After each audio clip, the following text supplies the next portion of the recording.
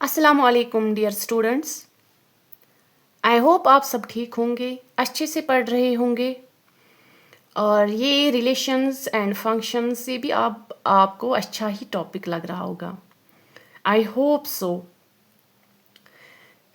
आज हम lecture number 4 यहाँ पे पढ़ेंगे इंशाल्लाह। कोशिश करेंगे इसको अच्छे से, ये रिलेशंस, इसका सारा टॉपिक हम कंप्लीट करें। बट एक बात है, आपको पहले जो मेरे प्रीवियस लेक्चर्स हैं वो आपको ज़रूर देखने हैं, तभी आपको ये लेक्चर 4 समझ आएगा अच्छे से। देखिए, तो हम कहाँ तक पहुँचे थे, हमने कौन कौन से टॉपिक कवर किए थे। हमने कार्टेशियन प्रोडक्ट कवर किया था। क्या होता है कार्टेशियन प्रोडक्ट, कार्डिनल नंबर जब हमने उसका निकाला था वो भी हमने सीखा था, और रिलेशंस के बारे में हमने थोड़ा सा कवर किया था। अब हम इसी रिलेशंस को कंटिन्यू करते हैं और अब हम पढ़ते हैं नंबर ऑफ रिलेशंस हम कैसे निकालते हैं, डोमेन, कोडोमेन, रेंज क्या होता है ये सब, और इसके एग्जांपल्स भी कुछ करेंगे। तो आइए आज हम करते हैं स्टार्ट। हाँ, एक चीज़ है जो मैं आप सबको क्लियर करना चाहूँगी, वो ये है कि मैं इस तरीके से पढ़ाती हूँ, मैं ये सोच के पढ़ा रही हूँ कि जिस स्टूडेंट को मैं समझा रही हूँ ना, जिसको मैं पढ़ा रही हूँ, वो कुछ भी नहीं जानता है 12th क्लास के बारे में। मैथमेटिक्स जो है, अगर हम मैथमेटिक्स की बात करें, वो इसके रिलेटेड कुछ भी नहीं जानता है, उसे नहीं पता रिलेशंस एंड फंक्शंस क्या है। अभी वो रिसेंटली आप आई हो 11th क्लास से, 11th क्लास को पास करके, तो अभी 12th में नए हो, नहीं पता है आपको ये 12th क्लास की मैथ्स बुक कैसे कवर करना है, इसमें जो कॉन्सेप्ट्स हैं वो क्या है। सो इसलिए मैं बेसिक्स से स्टार्ट करती हूँ, मैं आराम आराम से पढ़ा रही हूँ। जो आप सब में सबसे ज़्यादा वीक होगा स्टूडेंट, मैं चाहती हूँ कि उसको भी अच्छे से समझ आए, उसके दिल से भी, उसके जहन से भी मतलब ये जो मैथ्स का डर है वो भाग जाए, वो उसको भी मैथ्स पे होल्ड आ जाए। तो उस हिसाब से मैं पढ़ा रही हूँ। एक तो मैं धीरे धीरे पढ़ाऊँगी, एंड सेकंड थिंग, मैं मतलब जो मुझे ईजीएस्ट वे लगेगा इसको समझाने का, मैं वो यूज़ करूँगी। ठीक है, तो रही ये बात। तो जो बेसिक्स से मैं कवर करना चाहूँगी, एंड जो वीकेस्ट स्टूडेंट्स है, सबसे ज़्यादा जिनको डर लगता है मैथ्स का, मैथ का फोबिया जिनको है, ठीक है, सो मैं उन पे वर्क करना चाहूँगी। मैं चाहूँगी कि उनको भी क्लियर हो जाए। एंड बहुत सारे स्टूडेंट्स ऐसे होते हैं जो अफोर्ड नहीं करते कोचिंग सेंटर्स, या सेकंड थिंग ये है कि मतलब पेड कोर्सेज वो भी अफोर्ड नहीं कर पाते हैं, बाकी चीज़ें। सो उनके लिए इजी हो जाए मैथ्स, वो आराम से यहाँ पे सीख सके, और एग्ज़ाम्स इंशाल्लाह इन एग्ज़ाम्स तक वो सारा मैथ अच्छे से सीख पाएंगे। तो रही ये बात। एंड सेकेंड थिंग जो मुझे कहनी थी वो ये है कि मैथ्स मतलब ऐसा सब्जेक्ट है जो आपको ऐसा नहीं है कि एग्ज़ाम्स को 1 मंथ रह गया, 2 मंथ रह गए, आप बुक लाओगे, रफ लाओगे और प्रैक्टिस करना स्टार्ट करोगे, या कुछ रट्टा लगा के याद करोगे। तो ये वो सब्जेक्ट नहीं है। इसको अगर आपको मैथ्स में अच्छा स्कोर करना है, एग्ज़ाम्स में मैथ्स का डर अपने जहन से निकालना है, तो बिलीव मी, एक चीज़ फॉलो करो जो मैंने अपने टाइम पे की थी। आप अभी तो एग्ज़ाम्स बहुत दूर है ना, अभी स्टार्ट हो गई है, मतलब पढ़ना, आपने 12th क्लास का पढ़ना अभी स्टार्ट किया है ना, अभी से मैथ्स पे लग जाओ, अभी से मैथ्स पे लग जाओ।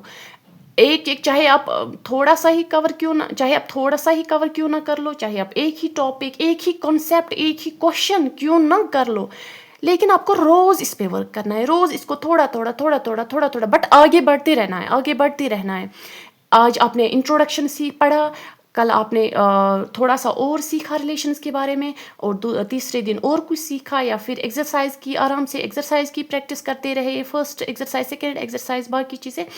ये आपको वो कोई दिन आपको नहीं छोड़ना है जब आप मैथ्स की प्रैक्टिस नहीं करोगे, बिकॉज मैंने अपने टाइम पे यही मेथड फॉलो किया था, एंड माशाल्लाह से बहुत अच्छा स्कोर हुआ था मैथ्स का। एंड उसी चीज़ से मैंने 10th से ही यही मतलब मैथ्स के साथ में ऐसे ही पढ़ती थी। उस वजह से क्या हुआ, मेरा मैथ्स का डर ख़त्म हो गया, मेरे मैथ्स के कॉन्सेप्ट्स माशाल्लाह से क्लियर हो गए सारे। एंड तो जो बाकी सब्जेक्ट्स होते हैं उनको हम क्या करते हैं काम, उनको हम एग्ज़ाम को अगर फॉर एग्जांपल एग्ज़ाम अक्टूबर में है, आपने 1 मंथ पहले या 15 डेज पहले बाकी सब्जेक्ट आपने लाए नोट्स, बाकी चीज़ें 2-4 लेक्चर्स पढ़े, कवर किए, तो एग्ज़ाम दे दिया। बट मैथ्स क्या है, ये जो चीज़ डिमांड कर रही है ना वो है टाइम। जो मैथ्स है ना इसको आप टाइम देना है आपको। मैथ्स डिमांड करता है टाइम, इसको टाइम देना है आपको। एंड मतलब पेशेंस भी होनी चाहिए इसके साथ, ये पेशेंस भी मांगता है। तो ये चीज़ है, इंशाल्लाह आपका डर ख़त्म हो जाएगा। बहुत सारे स्टूडेंट्स आते हैं, मैंने खुद बहुत सारे स्टूडेंट्स को देखा है, जब भी मैथ्स का नाम लेते हैं ना, मैथ्स का नाम लेते ही वो मतलब कहते नहीं सब्जेक्ट बंद ही कर दो। बट ऐसा नहीं है, मतलब आई डोंट नो क्यों डर है मैथ्स का। मतलब ये कोई ऐसा नहीं है, कोई जिन नहीं है जो हमें खा जाएगा। बहुत प्यारा सब्जेक्ट है। आप बाकी सब्जेक्ट्स के कंपैरिजन में इसको देखो, आपको इसे मतलब वो दिमाग पे लोड भी नहीं रखना है। आपको बाकी सब्जेक्ट्स में याद रखना है वो सब कैसे करना है क्या है, इसमें आपको याद रखना ही नहीं है, कुछ रट्टा वट्टा कुछ भी नहीं है। बस इसको आपको प्रैक्टिस करनी है। अगर आपने इसको प्रैक्टिस की तो आपको वो कॉन्सेप्ट जो है ना, जो जिसका आपने, हाँ, इंट्रोडक्शन को आपको बहुत सीरियसली लेना है। इंट्रोडक्शन जिस भी टॉपिक के रिलेटेड हो वो आपको बहुत अच्छे से पढ़ना है, क्योंकि अगर आपको इंट्रोडक्शन क्लियर हो गया ना, उसमें हम वही कॉन्सेप्ट्स तो डिस्कस कर रहे होते हैं जो हमें यूनिट्स में जो हमें न्यूमेरिकल सॉल्व करते टाइम यूज़ होंगे। तो अगर आपने इंट्रोडक्शन बहुत अच्छे से पढ़ा है ना तो आपका हो जाएगा, आपके एक्सरसाइज भी अच्छे से होंगे, क्वेश्चंस बहुत अच्छे से हो जाएंगे। बस ये था जो मुझे आपको कहना था। तो मैं ये चाहूँगी कि आप ये लेक्चर पढ़ने से पहले आप मेरे प्रीवियस जो मैंने इस टॉपिक पे प्रीवियस लेक्चर्स है ना वो आप ज़रूर देखें, क्योंकि तभी आपको ये अच्छे से समझ आ जाएगा। अब हम आते हैं अपने टॉपिक की तरफ जो हमें आज पढ़ना है, नंबर ऑफ रिलेशंस। तो कल क्या हमने पढ़ा था, मैं थोड़ा सा वो रिवाइज करते हैं। जो हमने पढ़ा था ना, हमने कल रिलेशंस को थोड़ा सा इस तरीके से डिस्कस किया था कि जब हमारे पास सेट्स होंगे, अगर हम रिलेशंस बनाने की कोशिश करेंगे तो कैसे बनाएंगे हम रिलेशंस। इसी तरीके से हमने रिलेशन R1, R2 और R3 ये बनाए थे। फिर हमने ये कंक्लूड किया था कि जो भी ये रिलेशंस बनेंगे, ठीक है, जो भी ये रिलेशंस बनेंगे या जिस भी तरीके से बनेंगे ये A क्रॉस B के सबसेट्स ही बनेंगे। अब इस चीज़ को हम थोड़ा सा और डिस्कस करेंगे, ठीक है। तो अब आते हैं हम अपने टॉपिक की तरफ। देखिए, हमारे पास है सेट A, हमारे पास है सेट B, ठीक है। अगर मैं ये सेट A जिसमें एलिमेंट्स हैं 3, 4, 5, 6, सेट B में क्या है, 1 है, 2 है, 3 है, ठीक है। लेट, अगर हम इसमें हमने रिलेशन R1 डिस्कस किया और 2, लेट मतलब कोई भी हम रिलेशन इसमें डिस्कस कर सकते हैं, कोई भी रिलेशन हम बना सकते हैं। तो यहाँ से हम इसके सबसेट्स बना लेंगे। फॉर एग्जांपल इसके सबसेट बन गए, subset S1, subset S2, subset S3। तो जो भी ये सबसेट्स होंगे, आराम से समझना, जो भी ये सबसेट्स होंगे वही तो रिलेशंस हैं। आया समझ? दैट मीन्स जो ये रिलेशन होती है, relation from A to B is a subset of A cross B। A cross B आप देखेंगे, जो हमने पहले ही कार्टेशियन प्रोडक्ट देखा था, इसी का हम A क्रॉस B देखेंगे। A क्रॉस B वो क्या आएगा, अगर हम सारे A cross B Cartesian product है, 3, 1, 3, 2, 3, 3 और आगे हम यहाँ से चलेंगे, ठीक है। 4, 1, 4, 2, 4, 3 इसी तरह 5 से 5, 1, 5, 2, 5, 3 इसी तरह 6 से 6, 1, 6, 2, 6, 3।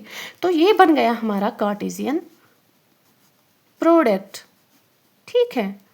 कार्टेशियन प्रोडक्ट किसका, A क्रॉस सेट ए और सेट बी का कार्टेशियन प्रोडक्ट है ये सारा। अब इस के जो हम सबसेट्स बनाएंगे या इसके जो भी सबसेट्स बनेंगे वही रिलेशंस होंगे, या इस तरीके से हम कह सकते हैं जो रिलेशन है फ्रॉम ए क्रॉस बी के that is subset of A cross B. जो भी हम रिलेशंस बनाएंगे वही सबसेट होंगे ए क्रॉस बी के, यानी कि वो इसी में लाई करते होंगे। ठीक है, वो जो ये ए क्रॉस बी के यहाँ से यहाँ तक जो वैल्यूज़ है, जब हम ये दोनों सेट लेते हैं, ए सेट लेते हैं, उसका कार्टेशियन प्रोडक्ट जो है उसमें ये सारे ऑर्डर्ड पेयर्स आते हैं, बस इतने आते हैं 3 3 6 7 8 9 10 11 12। तो इसकी जो भी हम रिलेशन बनाएंगे, जब हम ये दोनों सेट्स लेते हैं, ये जहन में रखो, जब हम ये दोनों सेट्स लेते हैं इसके जिसका ये ए क्रॉस बी प्रोडक्ट बनता है, उसके हम जो भी रिलेशंस बनाएंगे, और 1 हो और 2 हो और 3 हो, कोई भी हो और 4 हो, उसके जो वैल्यूज़ हैं वो सबसेट होंगे इसी के। दैट मीन्स उनमें जो भी वैल्यूज़ आएंगे, वो जो भी रिलेशन बनेगी, उनके वैल्यूज़ इसी में लाई करते होंगे, वो इसके सबसेट्स होंगे, या ज़्यादा से ज़्यादा वो ए क्रॉस बी के बराबर होगा, या ये सारे वैल्यूज़ उसमें आएंगे। आ रहा है समझ? हो गया ये ठीक। अब आते हैं हम नंबर ऑफ रिलेशंस पे, या हम ये इस चीज़ को इस तरीके से लिख सकते हैं, that is every subset can be a relation. Every subset can be a relation. आया यहाँ तक समझ? अगर ये चीज़ आपको क्लियर हो गई है कि every relation can be a subset या every subset can be a relation, तो हम एक और स्टेप आगे बढ़ते हैं जिसमें हम ये चीज़ डिस्कस करेंगे, नंबर ऑफ रिलेशंस। ठीक है, अब अगर हमने पढ़ा every subset can be a relation, अगर इसके सबसेट्स होंगे 1 2 3 4 5 6 7 कुछ भी, अगर इसके 7 सबसेट्स होंगे तो नंबर ऑफ रिलेशंस भी कितने होंगे? 7 ही होंगे। ठीक है, अगर इसके सबसेट्स 2 होंगे तो रिलेशंस कितने आएंगे? 2 ही आएंगे। अगर 3 होंगे सबसेट्स तो रिलेशंस कितने होंगे? 3 ही होंगे। ठीक है, तो अब हम नंबर ऑफ रिलेशन, इसी पे हम एक एग्जांपल करते हैं, आपको अच्छे से समझ आ जाएगा। नंबर ऑफ रिलेशंस, ठीक, इसको हम ऐसे लिख सकते हैं, number of relations is equal to number of subsets of A cross B. ठीक है, ओके, बिकॉज जो रिलेशन है ए क्रॉस बी की, वो क्या, उसमें क्या आते हैं, that's all possible subsets of A cross B. जो भी सबसेट्स होंगे वो रिलेशंस ही होंगे। ओके, अब आते हम एक एग्जांपल की तरफ, अच्छे से समझना। अगर आपको ये कॉन्सेप्ट समझ में आएगा ना, एग्जाम में कोई भी क्वेश्चन हो, एग्जाम में जिस तरीके से भी क्वेश्चन दिया गया हो, आप इंशाल्लाह बहुत अच्छे से कवर करोगे, तो आप बहुत अच्छे से कर पाओगे वो। If set A is equal to 3 4 5 6, set B हमने लिया 1 2 एंड 3। अब आप मुझे बताएं इसमें नंबर ऑफ एलिमेंट्स कितने हैं? 1 2 3 एंड 4, 4 एलिमेंट्स हैं। हम इसको ऐसे लिख सकते हैं, n of A is equal 4। इसमें कितने एलिमेंट्स हैं? 3। N of B is equal 3। तो अगर ये हमारा क्वेश्चन दिया गया है, ठीक है, ये हमारा क्वेश्चन दिया गया है, अब हमें पूछा गया है find the number of relations from A to B. Find the number of relations from A to B, from A to B। तो अब हम करते हैं, ये कैसे करेंगे? एक सेकेंड रुकिएगा। हाँ,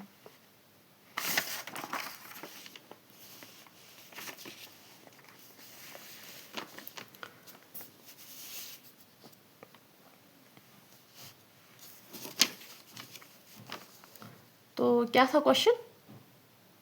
रिलेशंस हमें फाइंड करनी है, नंबर ऑफ रिलेशंस सेट ए और सेट बी के बीच में।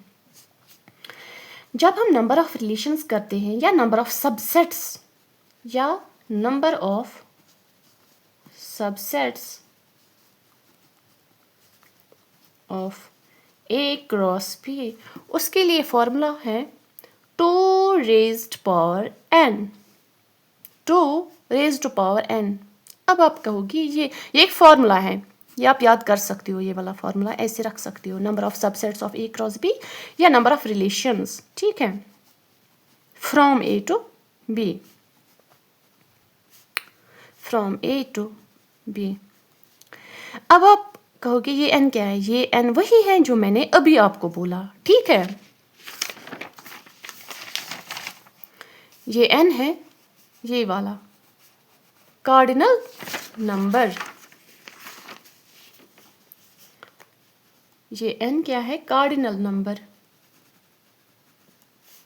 अब ये किसका कार्डिनल नंबर है? अगर यहाँ पे आपको पूछा गया है number of subsets of A cross B that is equal to 2 raised power n, where n is the cardinal number of a cross b, n is the cardinal number of a cross b। आ रहा है कोई समझ?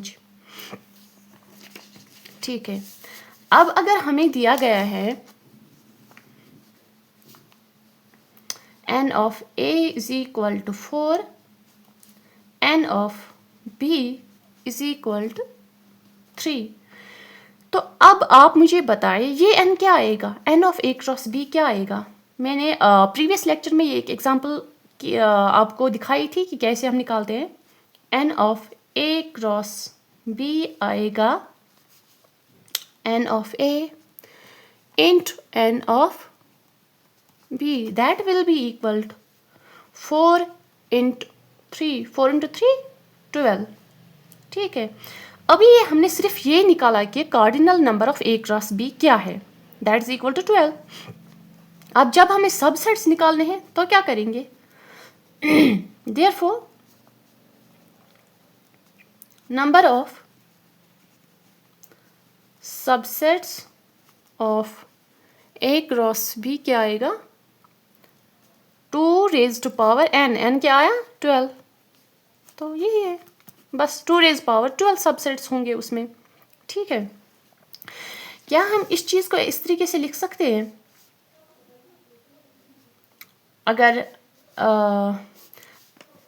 अगर n of a आपके पास है x, n of b आपके पास है y, therefore total number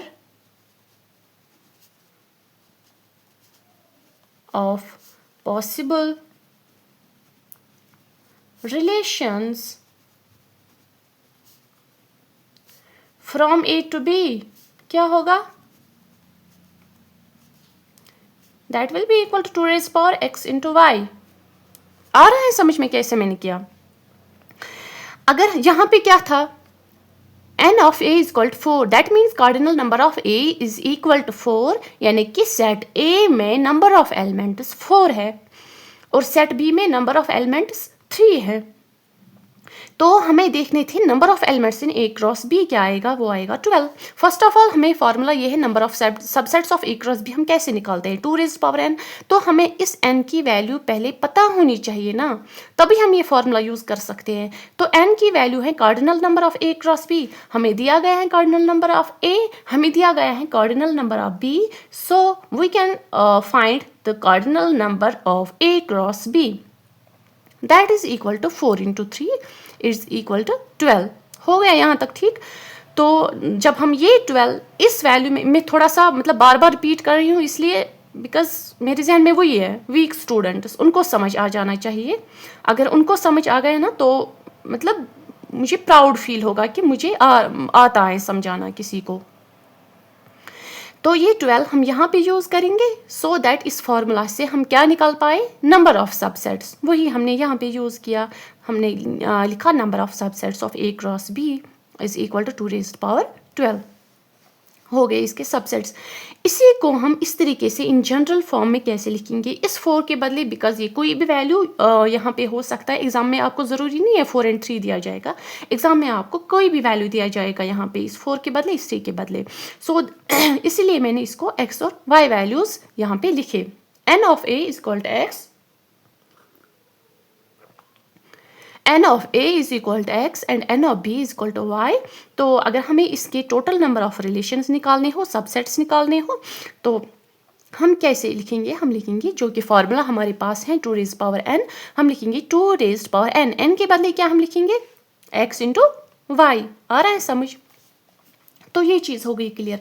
because every subset can be a relation, इसलिए टोटल नंबर ऑफ सबसेट्स और टोटल नंबर ऑफ रिलेशंस हो गया ये। अब थोड़ा सा और आगे बढ़ेंगे। आप जब न्यूमेरिकल्स करोगे इस यूनिट के, तो आपको एक टर्म देखने को मिलेगी, वो होगी a is related to a। That means ये आपको टर्म देखने को मिलेगी a विद a। इसका क्या मतलब है, आप वहाँ पे परेशान हो जाओगे। देखिए, अगर आपको मैं यहाँ पे कॉन्सेप्ट क्लियर नहीं करूँगी तो आपको वहाँ परेशान हो जाओगे वहाँ पे कि ये कहाँ से आ गया ए आर ए। इसका मतलब होता है A is related to A J, ठीक है, is related to A by the relation और इसको हम इस तरीके से भी लिखते हैं। इस चीज़ से डरना नहीं है, ये क्या है ए आर ए, ये इस चीज़ से बिल्कुल भी नहीं डरना है। बस इसका मतलब इसको आपको देखना है, सीखना है कि इसका मतलब क्या होता है, बस इतना ही है। ये आपको फिर हेल्प करेगा एग्जाम क्वेश्चन सॉल्व करने में। अगर आपको ये दिया गया है क्वेश्चन में, it means A is related to A by the relation R. आ रहा है समझ? फॉर एग्जाम्पल आपको दिया गया है 3 और 4 या कोई रिलेशन बनाई गई है और जिसमें कुछ भी एलिमेंट्स हो, बाकी हो इसमें, इसका मतलब हुआ ये जो 3 है ये 4 से रिलेटेड है, मगर किस जरिए, इस रिलेशन के जरिए। मैं आपको एक एग्जाम्पल देती हूँ सो दैट आपको समझ में आ जाए। मैं और मेरी फ्रेंड, हम आपस में रिलेटेड है, किस चीज़ से, फ्रेंडशिप से। दैट मीन्स मैं अपनी फ्रेंड के साथ रिलेटेड हूँ, मैं अपनी फ्रेंड के साथ रिलेट कर पा रही हूँ, रिलेटेड हूँ बाय द रिलेशन फ्रेंडशिप। हम फ्रेंडशिप के ज़रिए से एक दूसरे से रिलेटेड है, ठीक है। या कोई रिलेटिव है, मेरा कज़िन है, मैं मेरे अपनी कज़िन सिस्टर के साथ रिलेटेड हूँ, मतलब किस रिलेशन से, वो मेरी कज़िन है, मतलब हमारे बीच में एक रिलेशन है, उस रिलेशन से। सो वही चीज़ यहाँ पे लिखी है in words, okay. That is for example 3 is related to 4 by the relation R, यानी कि ये रिलेशन कोई ना कोई ये डिफाइन हुई है, जैसे हमने कल यहाँ पे डिफाइन की थी रिलेशन, जैसे हम यहाँ पे डिफाइन कर रहे थे relation. 2 is a relation from A to B defined by R is equal to, that means ये 2, this 2 is related to this 2 by the relation R2, लेकिन वो रिलेशन क्या है, that relation is x is equal to y। आ रहा है समझ में? अब हम एक और चीज़ यहाँ पे मैं एक्सप्लेन करूँगी। फॉर एग्जाम्पल ये ऑर्डर्ड पेयर है 2 और 3, हम इस तरह से कह सकते हैं 2 is related to 3 by the relation R1। वो रिलेशन क्या है, लेकिन हम नाम दे रहे हैं रिलेशन R1, लेकिन वो रिलेशन है क्या, वो क्या चीज़ डिफाइन करती है, वो बोल रही है x should be less than y। जब x लेस देन y होगा तभी तो ये ऑर्डर्ड पेयर आए ना यहाँ पे, तभी तो इनके बीच में कोई रिलेशन बन गया, तभी तो यहाँ पे आया। So 2 is related to 3 by the relation R1 which is x is less than y। जब यहाँ पे ये रूल इनको फॉलो करना है तभी ये ऑर्डर्ड पेयर यहाँ पे आया। इसी तरीके से जब यहाँ पे ये रिलेशन है R2, ये इसका नाम है R2 रिलेशन, जब ये रिलेशन यहाँ पे है x is equal to y, तभी ये ऑर्डर्ड पेयर यहाँ पे है, तभी हम कह सकते हैं 2 is related to 2 by the relation R2 which is equal to x is equal to y. या इसी तरीके से यहाँ पे for example 3 and 2, 3 is related to 2 by the relation x is greater or equal to y। जब हमने ये relation यहाँ पे लिखी, ये x should be greater or equal to y, तभी तो ये ऑर्डर्ड पेयर यहाँ पे आया है ना।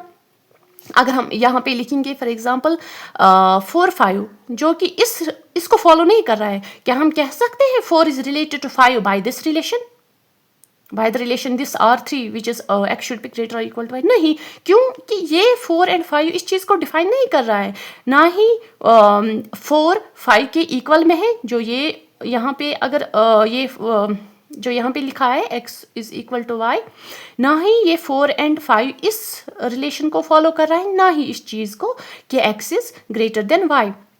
सो अगर हमें 4 and 5 यहाँ पे दिया गया है, हम ये नहीं कह सकते हैं कि 4 is related to 5 by this relation. Okay, so हम इसको हम क्रॉस लगाएंगे, हम इस चीज को कहेंगे 3 is related to 2 by the relation x is greater or equal to y। क्यों? क्योंकि ये 3 and 2 जो ऑर्डर्ड पेयर बन रहा है वो इस चीज को फॉलो कर रहा है, वो इस रूल को फॉलो कर रहा है। हम इस ऑर्डर्ड पेयर को नहीं कह सकते हैं this is related to by this relation या this is related to by this relation. या हो भी सकता है अगर हमें ये ऑर्डर्ड पेयर, जब हम ये ऑर्डर्ड पेयर बनाएंगे, अगर बन गया तो वहाँ पे हम कह सकते हैं, क्या हम ये जो 3 के बराबर है, हम इसको कह सकते हैं 3 is related to 3 by the relation x is less than y?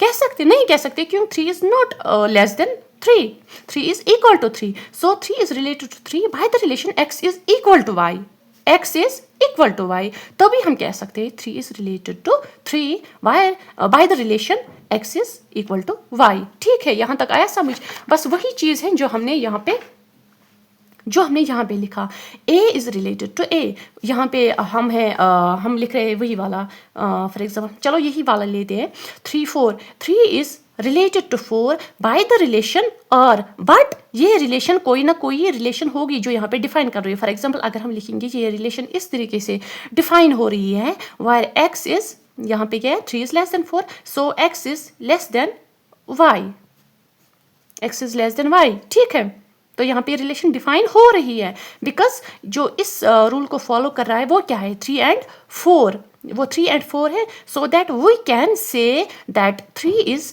Related to 4। इसको हम a लेंगे। अब आप बोलोगे ये a और a क्या है? इसको हम a और a इसलिए लेते हैं, अगर हम फॉर एग्जाम्पल यहाँ पे 3 लेंगे, 3 and 3, इसको हम ए कह सकते हैं। सो हम यहाँ पे कहेंगे 3 is related to 4 by the relation x is less than y। हो गया यहाँ तक? ठीक। तो अब हम आते हैं एक और चीज़ की तरफ। हमारा आई थिंक ये वीडियो थोड़ा सा लंबा हो गया। नेक्स्ट वीडियो में हम डोमेन, कोडोमेन और रेंज पढ़ेंगे, ठीक है? या फिर मैं आज ही बता दूँ? चले पढ़ते, थोड़ा सा एग्जाम्पल कर लेते हैं, फिर नेक्स्ट वीडियो में भी मैं थोड़ा सा और वो डिस्कस करूँगी। अगर हमारे पास है relation R, if relation R, इसको मैं डिनोट करने के लिए रिलेशन है, ठीक है, is a, if R is a relation from A to B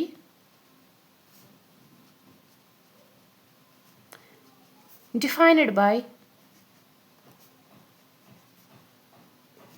R dash, जो कि हमने पहले लिखा, वो किस तरीके से डिफाइन है, इसको हम यहाँ पे लिखेंगे। R is a relation of ordered pairs x y for all y is equal to x plus 2। ठीक है, ये आपको सीखनी पड़ेगी ये चीज़ें, इसको हम कैसे पढ़ते हैं इस सारे को। ये फॉर ऑल होता है, ठीक है, for all y is equal to x plus 2। अब हम देखेंगे इसमें कौन कौन से ये आते हैं। हमने सेट्स लिखे नहीं, हम सेट्स लिखेंगे। सेट ए यानी कि जो हम जहाँ से हम वैल्यू उठाएंगे, set A 1 2 3 4 5 6 and set B हम लेते हैं 2 3 4 5 6 7 8। हो गया यहाँ तक। अब हमें इस चीज को कार्टेशियन प्रोडक्ट में बनाना है। देखें अब रिलेशन आर के वैल्यूज क्या क्या आएंगे, इस हिसाब से कार्टेशियन प्रोडक्ट नहीं, इस रूल को फॉलो करते हुए इस आर के वैल्यूज क्या क्या आएंगे, इसके ऑर्डर्ड पेयर्स क्या क्या आएंगे। हम बनाएंगे, हमें एक्स और वाई, एक्स यहां से लेना है हमें, वाई यहां से लेना है हमें, ठीक है। इस तरीके से लेने हैं जो कि हमारा x होगा, जब हम उसको +2 करेंगे वो हमें y आना चाहिए।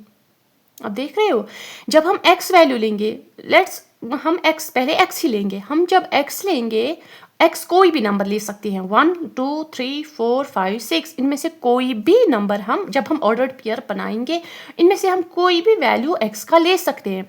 उसको जब हम 2 प्लस करेंगे, उस x वैल्यू को जब हम 2 प्लस करेंगे वो हमें y का वैल्यू आना चाहिए, और जो y का वैल्यू हमें होगा वो इसी में लाई करना चाहिए।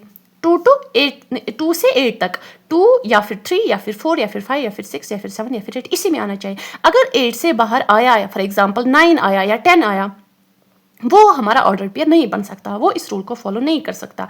हमें x इसी में लाई करना चाहिए और जो y हमारा होगा वो इसी में लाई करना चाहिए, ठीक है। तो हम थोड़ा एक ट्राई करते हैं। अगर हम 1 लेंगे, यहाँ पे ऑर्डर पेयर आपको पता है हम कैसे ऑर्डर पेयर बनाते हैं, इसमें से x लेंगे, इसमें से y लेंगे। अगर हम यहाँ से 1 लेंगे, ठीक है, आप भी ट्राई करो, आप भी कोशिश करो कैसे हम बनाएंगे। अगर हम 1 को, हमें क्या रूल फॉलो करना है, x को प्लस करना है 2। हम ये हमारा x है, इसको हम प्लस करेंगे 2 प्लस 2, 1 प्लस 2 क्या आएगा हमारा, 1 प्लस 2 आएगा 3।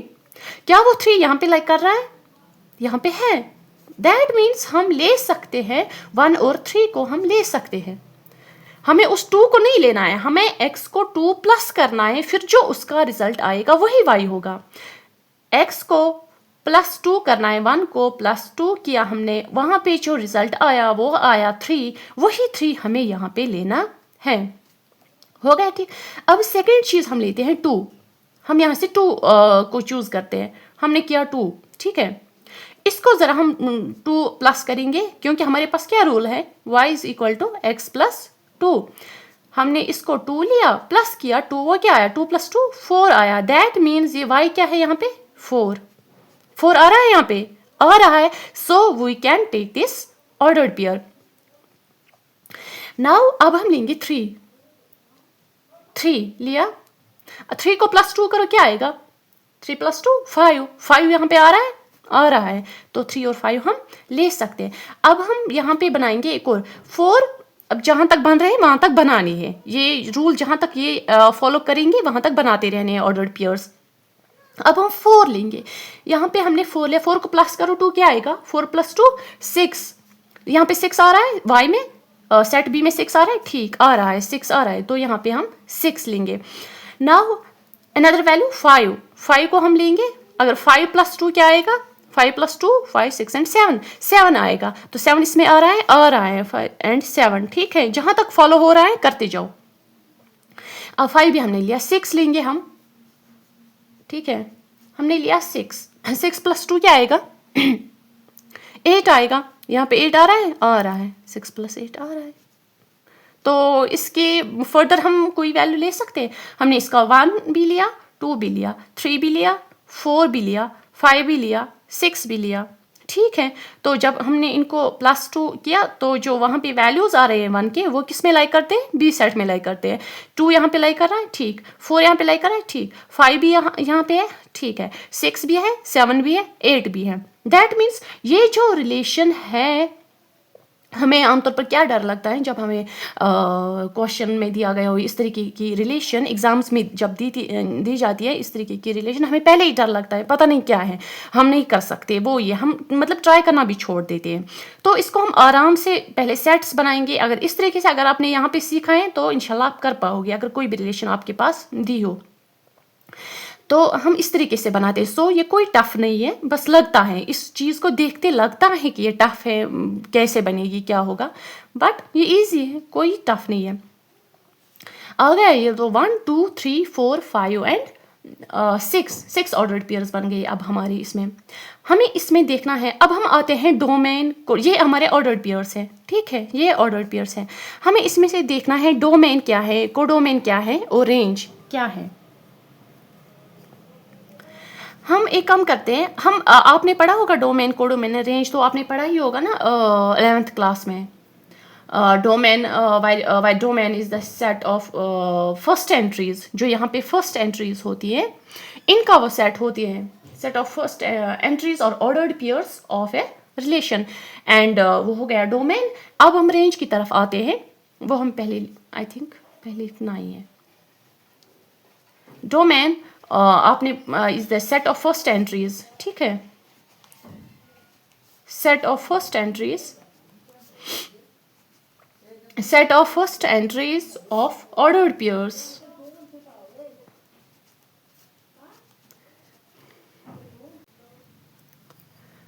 So डोमेन क्या है, set of first entries of ordered pairs. अगर हम यहाँ से देखें डोमेन क्या क्या आएगा, हमें क्या आएगा, सेट ऑफ फर्स्ट एंट्रीज, ये फर्स्ट एंट्री है, ये फर्स्ट एंट्री है, ये फर्स्ट एंट्री है, ये फर्स्ट एंट्री है, ये first entry, and this one is first entry.